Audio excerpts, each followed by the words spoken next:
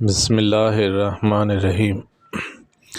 حضرت ابو ہریرہ رضی اللہ تعالیٰ عنہ سے روایت ہے کہ نبی کریم صلی اللہ علیہ وسلم نے فرمایا، قرآن پاک قیامت کے دن قرآن پاک پڑھنے والوں کی سفارش کے لیے آئے گا اور کہے گا، اے رب، اسے کرامت کا تاج پہنا دیجئے۔ پھر کہے گا، پروردگار، اس پر مزید مہربانی فرما دیجئے، اس سے عزت و کرامت کا لباس پہنا دیجئے۔ پھر کہے گا، پروردگار، اس سے راضی ہو جائیے۔ پس اللہ تعالیٰ اس سے راضی ہو جائے گا اور صاحب قرآن سے کہا جائے گا، پڑھتے جاؤ اور جنت کے درجوں پر چڑھتے جاؤ، ہر آیت کے بدلے ایک نیکی لکھ دی جائے گی۔ حضرت ابو ہریرہ رضی اللہ تعالیٰ عنہ بیان فرماتے ہیں کہ نبی کریم صلی اللہ علیہ وسلم نے فرمایا، کیا تم جانتے ہیں کہ کون سی چیز زیادہ تر لوگوں کو جنت میں داخل کرائے گی؟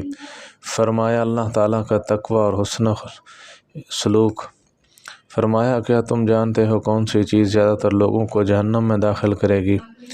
فرمایا، 3 چیزیں، منہ اور شرمگاہ۔ اللہ تعالیٰ ہم سب کو عمل کرنے کی توفیق عطا فرمائے۔ وآخر دعوانا الحمد للہ رب العالمین۔